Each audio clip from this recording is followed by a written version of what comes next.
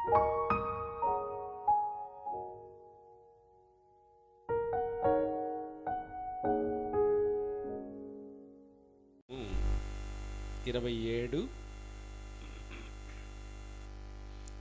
గ్రంథం 27:4, page number 464, page number 464. యెహోవా యొద్ద ఒక్క వరం అడిగి తిని దానిని నేను వెదుగుచున్నాను. యెహోవా ప్రసన్నతను చూచుటకును ఆయన ఆలయములో ధ్యానించుటకును నా జీవిత కాలమంతయు నేను యెహోవా మందిరములో నివసింపగోరుచున్నాను. రైట్, చాలు. హల్లెలూయా. ఒక మాట అండి, యెహోవా యొద్ద ఒక వరం అడిగి తిని దాన్ని నేను వెదుగుచున్నాను అనండి మీరు ఒకసారి. దాన్ని నేను ఎదుగుచున్నాను. రైట్. రెండోది, యెహోవా ప్రసన్నత అంటే ఆయన ఆశీర్వాదము చూడటానికి, యెహోవా ప్రసన్నతను చూడటానికి, ఆయన ఆలయములో ధ్యానించుటకు నా జీవిత కాలమంతయు నేను యెహోవా మందిరంలో నివసింపగోరుచున్నాను. హల్లెలూయా. ఎప్పటి వరకు దేవుని మందిరానికి వస్తారు మీరు? ఎంతకాలము దేవుని మందిరానికి వస్తారు మీరు? చెప్పాలి. అలా కావట్లేదే. మగపిల్లడు కోసము దేవుని మందిరానికి వస్తున్నావు, మగపిల్లడు పుట్టంగానే దేవుని మందిరాన్ని మానేస్తున్నాం. స్థలం కొనుక్కోవాలని దేవుని మందిరానికి వస్తున్నాం, స్థలం కొనుక్కోగానే దేవుని మందిరాన్ని మానేస్తున్నాం. పెళ్ళవ్వాలని వస్తున్నాం, పెళ్ళవ్వగానే దేవుని మందిరాన్ని మానేస్తున్నాం. మంచి ఇల్లు కట్టుకోవాలని వస్తున్నాం, ఇల్లు కట్టుకోగానే మానేస్తున్నాం. మీరు కాదు, లేరా అలాంటి వాళ్ళు? చూడలేదా మీ కంటితో? మీరు అనుభవించలేదా? ఏదో కార్యాల కోసం, ఏదో మేలుల కోసం, ఏదో అద్భుతాల కోసం, ఏదో చూసిక్రియల కోసం వస్తున్నామండి. అద్భుతాలు, ఆశ్చర్యక్రియలు, చూసిక్రియలు జరగగానే మందిరాన్ని మానేస్తున్నాం. దావీదు గురించి విన్నారు కదండి. నా జీవిత కాలమంతయు యెహోవా మందిరములో నివసింపగోరుచున్నాను. ఎప్పటి వరకు అంటండి? రైట్. మీలో ఒక ప్రశ్న మీకు వేస్తానండి. వరి నాటులోకి వెళ్ళినోళ్ళు ఎవరన్నా ఉంటే ఒకసారి చేసి చూపించున్నాము. వరి నాటు. ఓకే, ఒక్కళ్ళేనా? 2? మీరు చిన్నప్పుడైనా? 3 లేరా మిగతా వాళ్ళు? సరే, మీరు వెళ్ళకపోయినా వరి నాటు వేస్తున్న వాళ్ళని చూసామన్న వాళ్ళు చూపించండి. చెయ్య. అందరూ ఉన్నారు, అవును కదా? వరి నాటు. రైట్. వరి నాటు వేసిన తర్వాత ఎలా ఉంటుంది? అది ఒక్క పీలిక, అవును కదండి? కానీ కొంతకాలం తర్వాత ఏమవుద్దండి? అది నాటబడింది. ఏమైందండి అది? ఎక్కడ నాటబడింది? ఆ పొలములో నాటబడింది. హల్లెలూయా. అద్భుతంగా చెప్పారండి. ఎక్కడ నాటబడిందండి?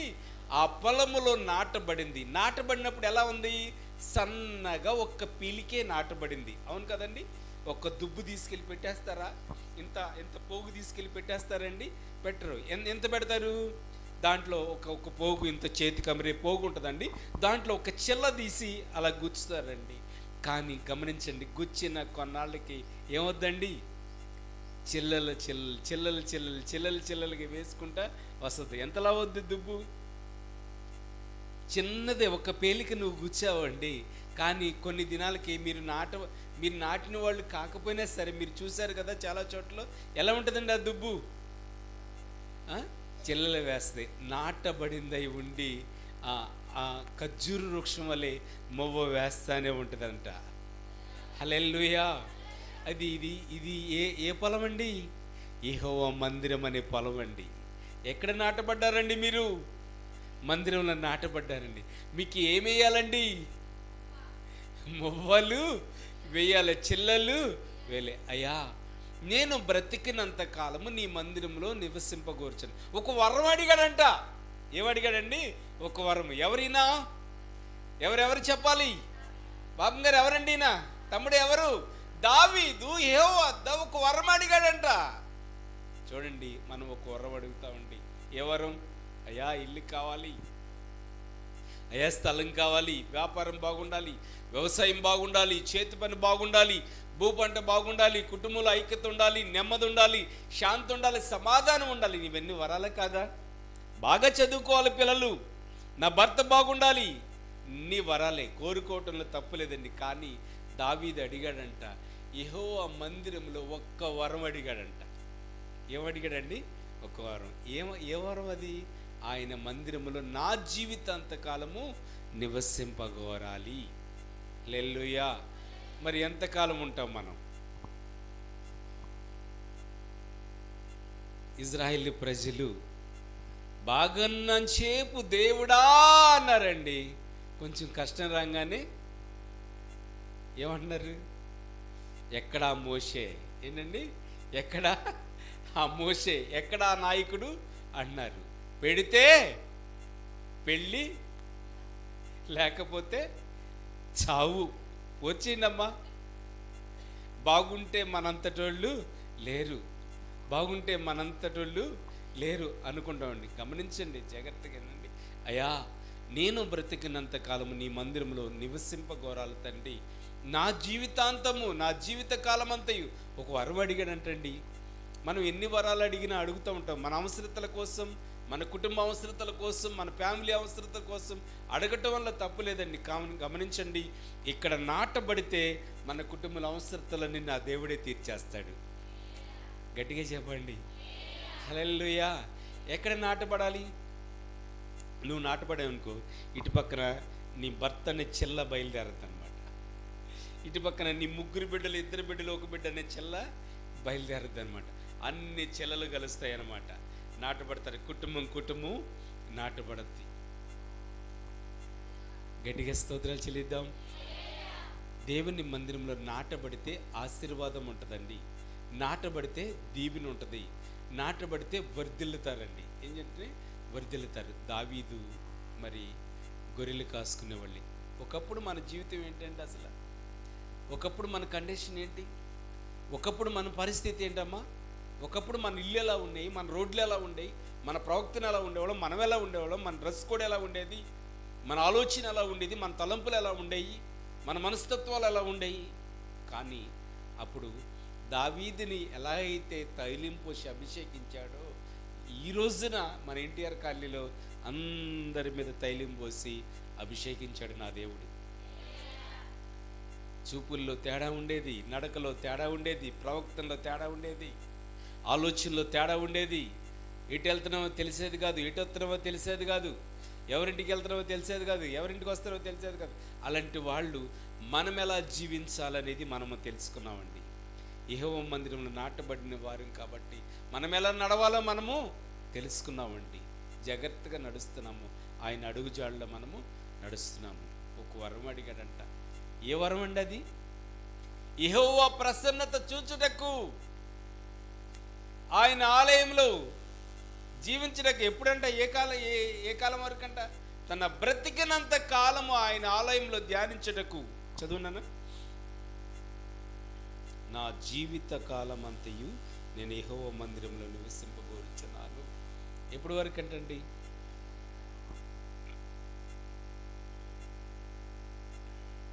హల్లెలూయా. గట్టిగా చెప్పండి. అందరూ ఇక్కడే ఉన్నారా? పెళ్ళప్పుడు ఒప్పందం చేస్తాం. కలిమిలోనైనను,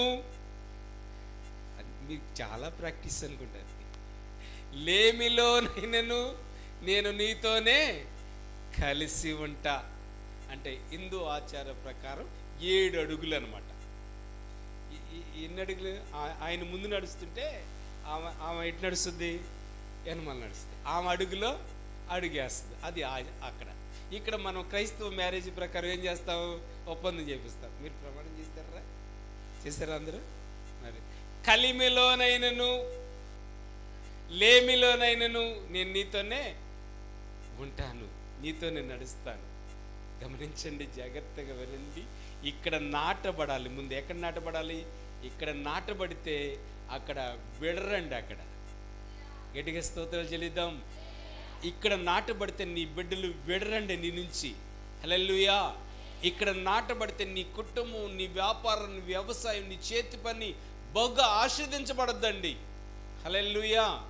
గమనించండి, మరి మీరు బైబిల్లో ఒక వ్యక్తిని చూస్తారండి, యోబు అనే ఒక ప్రవక్తని, సేవకుని చూశారండి. నాటబడ్డాడు. ఎక్కడ నాటబడ్డాడు? మందిరంలోనే నాటబడ్డాడండి. కానీ కష్టాలు, బాధలు వెంటాడినాయి అన్నమాట. వెంటాడినప్పుడు ఆస్తి పోయింది, డబ్బులు పోయినాయి, ఒంటిలు పోయినాయి, ఆవులు పోయినాయి, ఎద్దులు పోయినాయి, గాడిదలు పోయినాయి, పనివారు చనిపోయారు, కూతుళ్ళు చనిపోయారు, కొడుకులు చనిపోయారు. అలా ఉండిపోయాడండి. కురుపులు వచ్చేసినాయి, ఎలర్జీ వచ్చేసిందండి. ఈ గోరులతో గేరలేక, సత్తా లేక, శక్తి లేక చెల్లపెంకు తీసుకుని గీరుకుంటున్నాడండి. ఎంత పరిస్థితి ఏర్పడింది చూడండి. అలాంటి పరిస్థితిలో కూడా భార్య వచ్చి, ఎందుకయ్యా నువ్వు కూడా చావరాదంటే ఏమన్నాడండి? యెహోవా ఇచ్చాను, యెహోవా తీసుకునేను, యెహోవా నామమునకు స్తుతి కలుగును గాక, మహిమ కలుగును గాక. ఎవరితో నడిచాడమ్మా? ఎవరితో నడిచాడు? ఎప్పుడు వరకు? చనిపోయేంత వరకు. ఎప్పుడు వరకు అండి? చనిపోయేంత. కొంతమందిని అడిగినప్పుడు, ఆ మందిరానికి బాగా వెళ్ళేవాడు, ఎందుకు మానేసావు అంటే, కొన్ని సమస్యల వల్ల మానేశాను, కొన్ని ప్రాబ్లమ్స్ వల్ల మానేశాను. అమ్మా చెల్లి ఎందుకు మానేసావు అమ్మ అంటే, అమ్మ తమ్ముడు ఎందుకు మానేసావు అంటే, వస్తే నేను ఆ మందిరానికి రాను. ఆమె కోసం వస్తున్నావా, దేవుని కోసమా? చెప్పాలరా, నోటితో చెప్పండి అమ్మా, మిమ్మల్ని ఉద్దేశించి అంటలేదు. వస్తే నేను మందిరానికి రానంట. పాస్టర్ గారు ఆయనన్నా ఉండాలి, నేనన్నా ఉండాలి, ఎవరన్నా ఉండాలంటండి. ఆమన్నండి ఎవరి కోసం రావాలి? నువ్వు ఎవరి సన్నిధిలో నాటబడాలి? ఎవరి యొద్ద వరం అడగాలి? నువ్వు దేవుని యొద్ద వరం అడగాలి. దేవుని కోసం నీవు రావాలండి. ఆయన ప్రసన్నతను చూసుకోవటానికి రావాలండి. కోటేశ్వరం గారు మరణకరమైన పరిస్థితిలో ఉన్నారు, మరణ పంచులో ఉన్నారు. ఇక్కడికి వచ్చి ప్రాధాయపడ్డారండి, ఇక్కడికి వచ్చి నాటబడ్డారండి. తిరిగి ఆ తల్లికి మళ్ళీ జన్మనిచ్చాడు దేవుడు. హల్లెలూయా. ఎక్కడ నాటబడితే? నా దేవుని మందిరంలో నాటబడితే తిరిగి మళ్ళీ పునర్జన్మనిస్తాడు దేవుడు. హల్లెలూయా. దేవుడు మహిమ గల దేవుడు, జీవం గల దేవుడు. ఆయనకు అసాధ్యమైందంటే ఏమి కూడా లేదు. గొప్ప దేవుడు. దావీదు మరి అలా గొర్రెలు కాసుకుంటూ అలా జీవిస్తున్న సమయంలో ఆ ఇంటికి ఒక పాస్టర్ గారు వెళ్ళారంటండి. దేవుడు పిలిచాడంట, అయ్యా పాస్టర్ గారు, అదిగో యెషయా కుమారులు ఉన్నారు, వాళ్ళ దగ్గరికి వెళ్ళి ఒకరిని అభిషేకించు, రాజుగా అభిషేకించమన్నాడు. ఎలా అభిషేకించాలంటండి? రాజుగా అభిషేకం అంటే ఈ పాస్టర్ గారు ఆ ఇంటికి వెళ్ళాడండి. ఆ తండ్రి దగ్గరికి వెళ్ళి, అయ్యా నీ కొడుకులు ఎంతమంది ఉన్నారో వరుసగా లైన్లో పెట్టమన్నాడండి. మరి ఎవరిని అభిషేకించాలో తల మీద చేయి పెడితే మరి దేవుడు అప్పుడే చెప్తాడండి, ఏమని? ఎస్, ఇతను రాజు అని చెప్తాడండి. అలాగే పెద్ద కుమారుడి మీద చేయి పెట్టాడంటే వెళ్ళంగానే. తండ్రికి ఎవరిష్టము? పెద్ద కుమారుడు అంటే ఎక్కువ ఇష్టం. తల్లికి ఎవరిష్టము? అప్పుడు ఆచారం ఇప్పుడు కూడా వచ్చేస్తుంది, రావట్లేదన్నా, ఇప్పుడు కూడా వస్తుంది అన్నమాట. అలాగే మరి వాడిని తీసుకొచ్చి ముందు నుంచి పెట్టాడు. వరుస కదండి, ఈయన అభిషేకించమంటున్నాడండి. వీడి మీద చేయి పెడితే దేవుడు ఏమంటున్నాడు? పాస్టర్ గారు వీడు కాదు అన్నాడండి. రెండో వాడు చేయి మీద పెట్టాడు, మూడో వాడు అట్లా వరుసగా పెట్టుకుంటూ వెళ్ళాడండి. ఎవరిని అభిషేకించలా, అయిపోయారు. స్టార్టింగ్ నుంచి అయిపోయారు. దేవుడు నిజంగానే మాట్లాడాడా నాతో? అవమానం జరుగుద్ది కదా. ఈ యెషయా ఇంటికి వచ్చాను, అభిషేకించమన్నాడు దేవుడు, మాట్లాడాడు దేవుడు, నన్ను వెళ్ళమన్నాడు, వెళ్ళాను. ఏంటికి మొత్తం అందరూ అయిపోయారు, ఇంకెవరిని నేను అభిషేకించలేదని కొంచెం మనోవేదనలో పడ్డాడు ఆయన పాస్టర్ గారు. కార్యం చేసేది దేవుడు కదండి. సరే నిదానంగా ఆ తండ్రిని పిలిచి, అయ్యా నీ కొడుకులు అయిపోయారా, ఇంకేమైనా ఉన్నారా అని అడిగాడు. ఆ తండ్రి అంటాడు నిదానంగా, పనికి మాలినాడు ఒకడు ఉన్నాడండి. ఎవరంటండి? వాడు హైట్కి సరిపోడు, వాడు వెయిట్కి సరిపడ, రూపం ఎర్రగా ఉంటాడు కానీ ఆ గొర్రెలు కాసుకుంటా, గొర్రెలు కంపు కొట్టుకుంటా ఉంటాడండి. ఆడు ఇక్కడ లేడండి, అడవిలో ఉండాడులే, ఆడితో మనకు పనేంట్లే అంటున్నాడండి. కానీ ఆ సేవకుడు, ఆ ప్రవక్త ముందు అడవిలో ఉన్నవాడిని పిలిపించమన్నాడండి. హల్లెలూయా. గట్టిగా స్తోత్రాలు చెల్లిద్దాం. ఒక మాట వింటారా మీరు? అమ్మా, నీ పక్కవారికి పనికి రాకపోవచ్చు, నీ బంధువులకి పనికి రాకపోవచ్చు, నీ అనుకున్న వారికి పనికి రాకపోవచ్చు. నీతో ఎక్స్పీరియన్స్ ఉన్న, ముందు బాగా టాలెంట్ ఉన్న వాళ్ళు ఉంటారు, తర్వాత నిదానంగా నువ్వు వచ్చి ఉండొచ్చు. నువ్వు అంతగా తెలివిగా ఉండకపోవచ్చు, అంతగా పాటలు పాడిన దానిగా ఉండకపోవచ్చు, అంతగా వాక్యం తెలిసిన దానిగా ఉండకపోవచ్చు. కానీ దేవుడు, నిన్ను పిలిచిన దేవుడు గొప్ప దేవుడు అండి. హల్లెలూయా. సీనియర్స్ ఉంటారు చూడండి, ఉండరా చర్చిలో? సీనియర్స్ ఉంటారండి. జూనియర్స్ని ఎలా చూస్తారు? స్కూల్లోనేమో కాలేజీలోనేమో ర్యాగింగ్ అంటారు దాన్ని. ఏమంటారు దాన్ని? ర్యాగింగ్. వాళ్ళు డైరెక్ట్గా చేస్తారు. ఏంటండి? పిలిచి గుంజీలు తీయమంటారు. అది అక్కడ బుక్ ఇసిరేసి ఆ బుక్ బట్టి రమ్మంటారు. ఎవరు ఇసిరేసేది? ఎవరు? ఎస్, సీనియర్స్ బుక్ ఇసిరేసి జూనియర్స్ తెమ్మంటారు. ఇది ఇక్కడ చర్చిలో అలా జరగదు, ఇండైరెక్ట్గా జరుగుద్ది అనమాట. అంటే ఒక్క కంటి చూపుతో ఆ బుక్కి తెమ్మని అర్థం అనమాట, కంటి చూపుతో గుంజీలు తీయమని అర్థం అనమాట. గమనించండి, జాగ్రత్తగా వినండి. పరిశుద్ధాత్మ దేవుడు తేటగా చెప్తున్నాడండి. కానీ మనుషులు అవమానించవచ్చేమో, కానీ సీనియర్స్ అవమానించవచ్చేమో, కానీ ఉన్నవారు అవమానించవచ్చే, కానీ దేవుడు అవమానించే దేవుడు కాదండి. హల్లెలూయా, హల్లెలూయా. చూడండి, నాకేముందన్నయ్యా, నన్ను పాస్టర్ గారు పట్టించుకోవట్లేదు, డబ్బున్న వాళ్ళంకే చూస్తున్నాడు. లేరా అలాంటి సేవకులు? డబ్బున్న వాళ్ళంకే వెళ్ళిపోతూ ఉంటాడు పాస్టర్ గారు కూడా. మీ పాస్టర్ గారికి ఆ భాగ్యం లేదండి. గట్టిగా చెప్పండి హల్లెలూయా. డబ్బు లేని వాళ్ళని ఒకలాగాను, డబ్బున్న వాళ్ళని ఒకలాగాను మనం చూడకూడదండి. కానీ దేవుని ఆశ ప్రతి ఒక్కరిని నాటబడింప చేయాలండి. అది చిల్లలు వేసుకుంటూ, దుబ్బు చేసుకుంటూ ఒక సమయానికి కోతకాలం వస్తుందండి. హల్లెలూయా. కోతకాలంలో కాస్తారండి వాటిని. ఆ గట్టి గింజల్ని ఆ యజమానుడు గాదిలో పోసుకుంటాడండి. ఆ తుప్పుని, ఆ చెత్తని, ఆ పొట్టుని ఎగిరిపోద్దండి ఆ పొట్టు. గట్టిగా స్తోత్రాలు చెల్లిద్దాం. మరి ఈ గట్టి గింజలు ఏమంటే పొట్టు ఎక్కడి నుంచి వచ్చింది నాన్న? తాలు గింజ ఎక్కడి నుంచి వచ్చింది? ఎక్కడి నుంచి వచ్చింది ఇది? తాలు గింజ నాటలేదు కదా నువ్వు. ఏ గింజ నాటావు నాన్న చెల్లి? నువ్వు నాటింది వరి దుబ్బే. గడ్డి ఎక్కడి నుంచి వచ్చింది? చెత్త ఎక్కడి నుంచి వచ్చింది? గురుగులు ఎక్కడి నుంచి వచ్చినాయి? ఎవరు వేయకుండానే మొలుస్తాయి. ఎవరు నాటవసరలా. సాతాను గడ మీ దగ్గరికి రావటానికి ఆయన నిన్ను గట్టిగా పిలవవసరలా. ఆయన్ని, సాతానా నా దగ్గరికి రా అవసరం లేదండి. ఆటోమేటిక్గా వాలిపోతాడు వాడు అవసరం ఉంటే. అర్థమైంది నాన్న?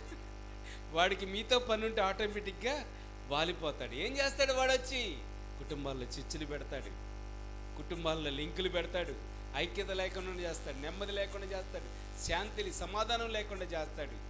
హల్లెలూయా. ఫలభరితమైన కుటుంబంగా ఉంచునుగాక, ఆశీర్వాదకరమైన కుటుంబంగా ఉంచునుగాక. ఎక్కడ నాటబడాలి?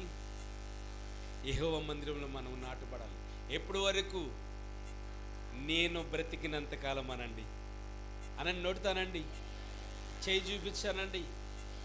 నేను బ్రతికినంత కాలము. హల్లెలూయా. ఒక మనకి టెక్నిక్ మనం తెలుసుకోవాలండి. ఇక్కడ నాటబడితే మన క్రియలు ఆటోమేటిక్గా జరిగిపోతాయి. గట్టిగా స్తోత్రాలు చెప్పండి. హల్లెలూయా. దేవునికి స్తోత్రాలు చెల్లిద్దాం. మరి అంబేద్గా ఉన్నాడు, తెలివి తక్కువగా ఉన్నాడు అని చెప్పేసి తండ్రి అతన్ని చిన్నోడు, లాస్టోడు అనమాట. ఏమంటారు వాడిని? చిన్నోడిని కడసారోడేనమ్మా, కడసారోడు, లాస్టోడు అనమాట. వాడు లెక్కలేదు, వాడు అంటే వాడు సరిగ్గా మెమరీ కూడా సరిగ్గా లేదని చెప్పేసి ఆల్రెడీ చెప్పేశాడు పాస్టర్ గారికి. లేదు నాయన, ముందు వాడిని పిలిపించంటే మొత్తం అడవిలోకి ఎదగడానికి పోయారు. ఎవరిని ఎదగడానికి? ఎవరినమ్మా? చిన్న కుమారుని వెదగడానికి పోయారు. ఎత్తుకుని పట్టుకొస్తున్నారు, తీసుకొచ్చారండి. అల్లంత దూరంలో సేవకుడు చూశాడండి. చూస్తే వీణా నేను అభిషేకించేది అన్నట్టుగా ఉన్నాడు అనమాట. దేవుడు ఇతన్న రాజుగా చేసేది ఇతను కాదనుకున్నాడు అన్నమాట. దగ్గరికి వచ్చాడండి. చేయి పెట్టనా వద్దా అనుకుంటే చేయి పెట్టండి. గమనించండి, ఇతనే ఎవరటండి? రాజు. అనండమ్మా, ఇతనే రాజు. హల్లెలూయా, హల్లెలూయా. చూడండి, గమనించండి, దేవుని హస్తము మీ మీద ఉంటే దేవుని ఆశీర్వాదం మీ మీద ఉంటుందండి. గట్టిగా స్తోత్రాలు చెల్లిద్దాం. మహిమ గల దేవుడు, జీవము గల దేవుడు, ఆయనకి అసాధ్యమైందంటే ఏమి కూడా లేదు. నిరంతరము నిలిచే దేవుడు, నీ పక్షమున నా పక్షం నుండి వాద్యమాడి గెలిపించే దేవుడు. మనమన్నా తారతమ్యం చూస్తాం. డబ్బున్న వాళ్ళని ఎలా ప్రేమిస్తాం? బండి ఉన్న వాళ్ళని ఎలా ప్రేమిస్తాం? కారు ఉన్న వాళ్ళని ఎలా ప్రేమిస్తాం? హోదా ఉన్న వాళ్ళని, ఆస్తిపరులను ఎలా ప్రేమిస్తాం? డబ్బు లేని వాళ్ళని, దిగజారిన వాళ్ళని, అడుగంటిన వాళ్ళని ఎలా ప్రేమిస్తాం? ప్రేమిస్తామంటావా? తక్కువ, చాలా తక్కువ అండి. గమనించండి, దేవునికి అసాధ్యమైందంటే ఏమీ లేదండి. గొప్ప దేవుడు, ఇతనే రాజు అనండి, అభిషేకించాడు దేవుడు. హల్లెలూయా. ఆ రోజున దావీదుని అభిషేకించిన దేవుడు మిమ్మల్ని కూడా అభిషేకించాడు. బాప్తిష్యం ఇచ్చి, రక్షణ ఇచ్చి, తన బిడ్డగా చేర్చుకుని మీ అందరినీ అభిషేకించాడు దేవుడు. గట్టిగా స్తోత్రాలు చెల్లిద్దాం. హల్లెలూయా. అభిషేకించిన మనము, అభిషేకించబడిన మనము దేవుని మందిరంలో నాటబడిన వారిగా మనము ఉండాలి. గట్టిగా స్తోత్రాలు చెల్లిద్దాం. హల్లెలూయా. మీరు మిమ్మల్ని ఏమైనా కోరుకోమంటే ఏమని కోరుకుంటారు? ఏం కావాలని కోరుకుంటారు? మరయ్య గారు, ఎసేవు, పాపమ్మ గారు, తమ్ముడు, చెల్లి, పిల్లలు, హాస్టల్ పిల్లలు, మా చెల్లెళ్ళు, మా పిల్లలు ఏమని కోరుకుంటారమ్మా? అంతేనా? ఇంకేమైనా కావాలా? మీ కోరికలు చెప్పాలంటే చెప్తారు. రాత్రిపూట అర్ధరాత్రి వస్తాయి మీ కోరికలు. ఏంటా కోరికలు? 3 స్టేర్లు కట్టేసినట్టు వస్తుంది కళ. ఎన్ని స్టేర్లు అండి? 3 స్టేర్లు. కానీ తెల్లవారు లేచి చూస్తే అదే డోర్ ఉంది. ఏ డోరు? పాత డోరే. ఏ డోర్ ఏంటండి? మన పాత డోరే.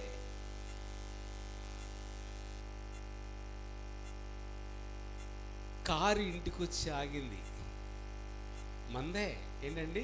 మన కారే మన ఇంటికి వచ్చి ఆగింది. తెల్లారి చూస్తే ఊడిపోయే బైక్ కూడా లేదు మన ఇంటి ముందు. కోరుకోవటం తప్పు లేదు, కానీ గమనించండి, జాగ్రత్తగా వినండి. ఇక్కడ ఏమి రాస్తుందంటే, స్పష్టంగా తెలియపరుస్తుందంటే, దేవుని మందిరంలో నాటబడితే ఆటోమేటిక్గా కారు కూడా మన ఇంటికి వచ్చేస్తుంది. దేవుని మందిరంలో నాటబడితే ఆటోమేటిక్గా స్టేర్లు ఏర్పడతాయి. ఏర్పడమంటారా? హల్లెలూయా. రైట్. గమనించండి, ఇంత మందిరం మనం కడతాం అనుకున్నామండి. బద్దల మందిరంలో అయ్యి ఊగుతూ ఉండి మనం ఊగుతూ ఉండేవాళ్ళం. ఆశీర్వాదం, దీవెన, మెండే దీవెన ఉన్నాయి, కానీ అక్కడే ఉండేవాళ్ళం అండి. పాపం మన మందిరం చూడటానికి చాలామంది వచ్చేవాళ్ళు, మన బద్దలు చూడటానికి. మన చెల్లెళ్ళు భలే పేరు పెట్టారండి ఆ మందిరానికి. ఏం పేరండి? డబ్బలు అంటారు కొంతమంది, బద్దలని కొంతమంది అంటారు. ఏం మందిరం అండి? ఆ మందిరంలో పరిశుద్ధాత్మ అభిషేకం ఉంది కాబట్టి అంచెలంచెలుగా క్రమక్రమంగా దేవుడు బహుగా దీవించాడు. హల్లెలూయా, హల్లెలూయా. రైట్. మీరు ఎక్కడ నాటబడాలి? పునరుద్ధాన దినమున ఎక్కడ నాటబడాలి? చూడండి, గమనించండి. ఆరాధన జరుగుతూనే ఉంటుంది, ఆత్మీయంగా బలపడుతూనే ఉంటాం, ఆత్మీయంగా ఆస్వాదించబడతారు. ఈ రోజున మందిరంలో నాటబడాల్సిన మనము ఎక్కడెక్కడో నాటబడతాం. ఎక్కడెక్కడ నాటబడతాం? ఎక్కడెక్కడో పని దగ్గర, ఎక్కడెక్కడో వాగుల్లోనో, వంకల్లోనో, ఆయా ప్రాంతాల్లోనో నాటబడతాం. కానీ దేవుని మందిరంలో నాటబడితే మనల్ని, మన కుటుంబాన్ని నా దేవుడు బహుబలంగా దీవించునుగాక. హల్లెలూయా. యేసయ్యకి మహిమలు చెల్లిద్దాం. హల్లెలూయా. గట్టిగా స్తోత్రాలు చెల్లిద్దాం. హల్లెలూయా, హల్లెలూయా. జీవిత కాలం అంతయు నీ మందిరంలో ఉండాలి. ఎప్పటి వరకు అంటండి? జీవిత కాలం. ఒక్కసారి సమర్పించుకున్న తర్వాత దాన్ని మార్చుకోకూడదు. ఏమని సమర్పించుకున్నావు? నేను దేవుని మందిరంలో ఉంటాను, ఆరాధిస్తాను. ఇంకా దాన్ని మార్చుకోకూడదు, మానేయకూడదు. దేవుని చిత్తము, దేవుని ఉద్దేశము, దేవుని ప్రణాళిక ప్రకారము పొద్దున్నే 5 గంటలకు ప్రారంభమవుతుంది ఆరాధన. దేవుని కృపను బట్టి 15 మంది వచ్చారండి పొద్దున. గట్టిగా చెప్పండి. పొద్దున్నే 5 గంటలకు ఎలా ఉంటుందిరా చలి? చాలా విపరీతమైన చలి. నూజివీడు నుంచి కూడా వచ్చింది ఆ చలి. ఎన్ని గంటలకండి? 5 గంటలకి. చూడండి, గమనించండి జాగ్రత్తగా. నాటబడ్డాను. ఏంటండి? నాటబడ్డాను. ఆ మందిరంలో కూడా నాటబడ్డాను నేను. హల్లెలూయా. ఈ మందిరంలో కూడా నాటబడ్డాం. హల్లెలూయా. ఇంచుమించు 2-3 సంవత్సరాల నుంచి ఉదయకాల ప్రార్థన జరుగుతుంది అక్కడ. 2-3 సంవత్సరాల నుంచి. సంవత్సరం చేసాంలే, ఎవరు రావట్లేదులే అని నేను ఊరుకుంటే ఒక్కో రోజున ఒక్కొక్కళ్ళు వచ్చేవాళ్ళు, ఒక రోజున ఇద్దరు వచ్చేవాళ్ళు, ఒక రోజున అసలు వచ్చేవాళ్ళే కాదండి. ఎందుకు నాకు రిస్క్, నాకు బాధ, ఎవరు రాని కాడికి నేను ఎందుకు చెప్పాలని మానేసి కూర్చుంటే ఈ రోజున 15 మంది అయ్యేవాళ్ళు అంటారా? అయ్యేవాళ్ళు కాదండి. మన బద్దల మందిరంలో, ఏ మందిరం? బద్దల దబ్బల, ఒక్కళ్ళు ఇద్దరు. నేను పాస్టర్ గారు ఎంట వచ్చేవాడిని, దావిదిరాజు గారు ఎంట. ఒక్కళ్ళు ఇద్దరు వస్తూ ఉండేవాళ్ళు, అరకా కొరక. వాళ్ళు కూడా టైం లేదు, వాళ్ళకి కూడా ఎప్పుడు పడితే అప్పుడు వస్తూ ఉండేవాళ్ళు. పాస్టర్ గారు కూడా ఏదో టైం వస్తూ ఉండేవాళ్ళు. వచ్చే మనకి డ్రమ్ము, ఇదే డ్రమ్ అనుకుంటా, అప్పుడు డ్రమ్మేనాలండి, ఇదే డ్రమ్ము కొడతా ఉండేవాళ్ళు, వచ్చేవాళ్ళండి. ఆరాధన అయిపోయింది, 2-3తో అయిపోయింది. ఎందుకని చెప్తున్నానంటే చిల్ల పుట్టిందనమాట మన ఎన్టీఆర్ కాలనీలో. గట్టిగా చెప్పండి హల్లెలూయా. ఆ 2-3కి ఎన్ని చిల్లలు వచ్చినాయి అండి? 60 చిల్లలు వచ్చినాయి అనండి. హల్లెలూయా. బాప్తిస్మం తీసుకునే వాళ్ళు 60 మంది ఉన్నారండి. ఒక్క దుబ్బుకి 60 చిల్లలు వచ్చినాయి. రానున్న దినాల్లో ఎన్ని చిల్లలు రావాలి దానికి?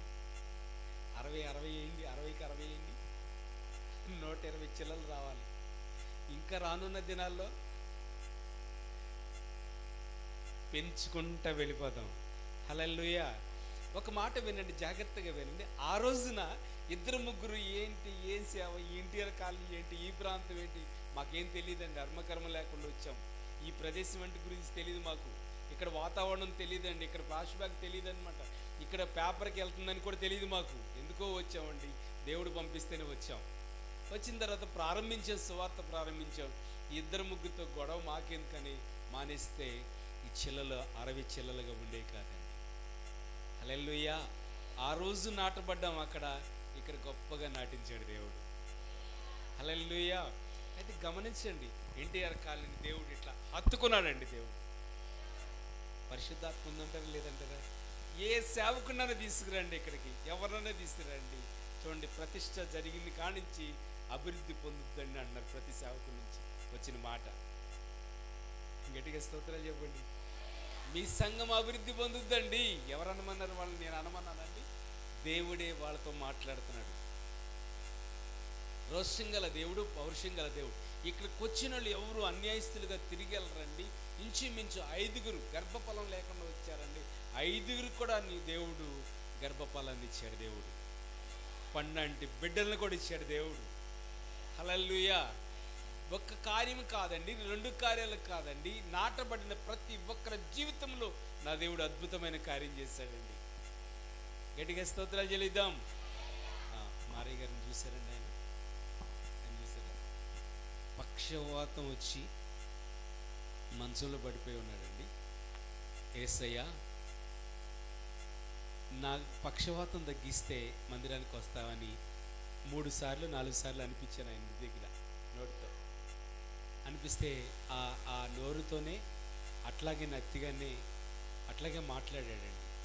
అంటే చేంజ్ అంటే ఒక్కసారి మార్పు రావాలంటే రాదు, నిదానంగా వస్తుంది అన్న చేంజ్. మనం అందరం ఒకసారి మారిన వాళ్ళం అండి, ఒకసారి మారిన వాళ్ళం కాదండి. అలాగా మరి కొన్ని దినాలకి లేచి కూర్చుని తన పని తను చేసుకున్నాడు. అయితే ఇచ్చిన మాట నెరవేర్చాడు దేవుడు ఆ బిడ్డ పట్ల. వస్తాను అన్నాడండి, వచ్చి కూర్చున్నాడు ఇక్కడ.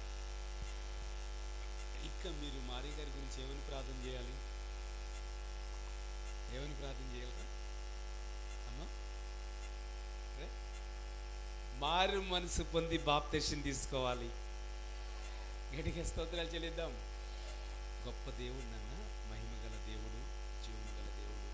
ఆయనకు అసాధ్యమైందంటే ఏమి కూడా లేదు. ఒక్క వారం అడిగాడంట. ఏంటంటే దావీదు ఒక్క వారం ఆయన ప్రసన్నత చూడాలంట. ఏంటండి ఆయన ప్రసన్న, ఆయన ఆలయంలో ధ్యానించండి.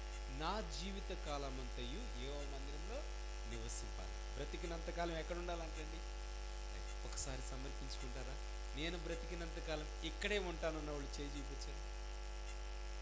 సగం కాదండి, పూర్తిగా ఎత్తండి. డైరెక్ట్గా వెళ్తే అక్కడికే, ఎక్కడికి, ఇంక ఈ లోపల మారే పని లేదనమాట.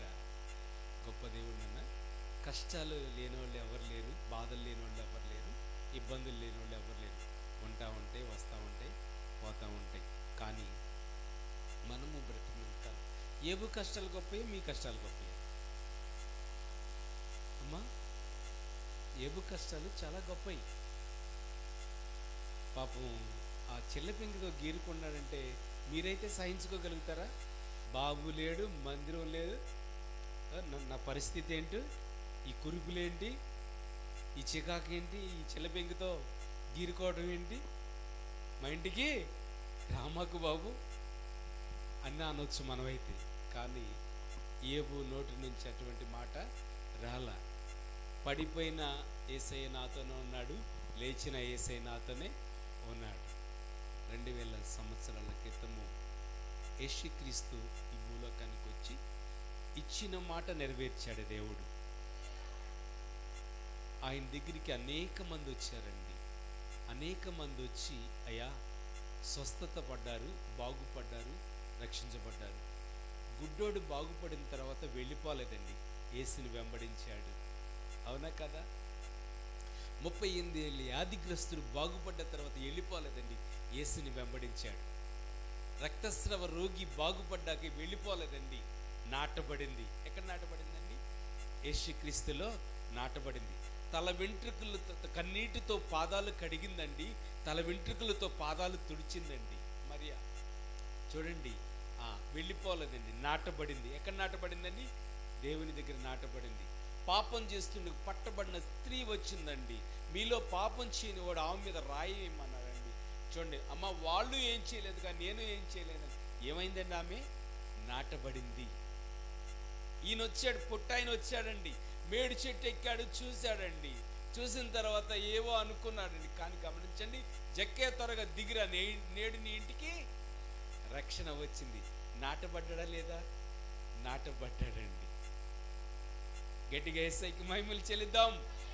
అయితే ఈ పగటి వేళ సమయంలో స్థలాన్ని ఇస్తాడు, ఇంటిని ఇస్తాడు, భార్యని దీవిస్తాడు, భర్తని దీవిస్తాడు, బిడ్డల్ని దీవిస్తాడు. అయితే మనం ఏం చేయాలి? నాటబడాలి. అయ్యా ఒక్క వారం అడుగుతున్నాను తండ్రి. ఏ వరము?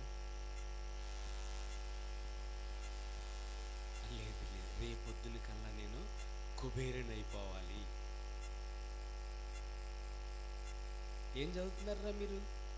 9th, 8th, 10th. ₹1,00,000 సంపాదించే జాబు రావాలి రేపటి కల్లా నాకు.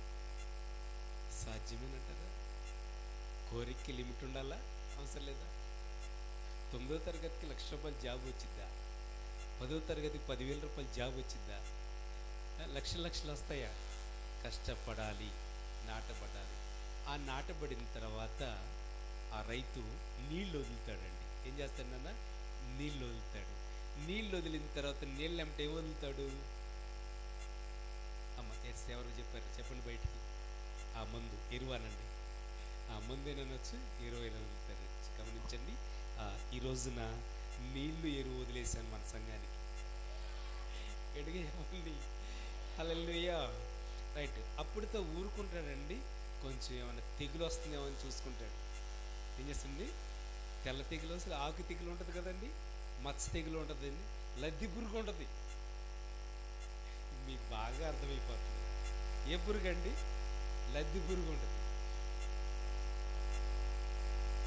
రైట్. అక్కడ ఆ పొలం కదండి, ఈ పొలం దగ్గరికి వచ్చేసారు మీరు. ఏ పొలం దగ్గరికి వచ్చారమ్మా? ఈ పొలం దగ్గరికి వచ్చారండి.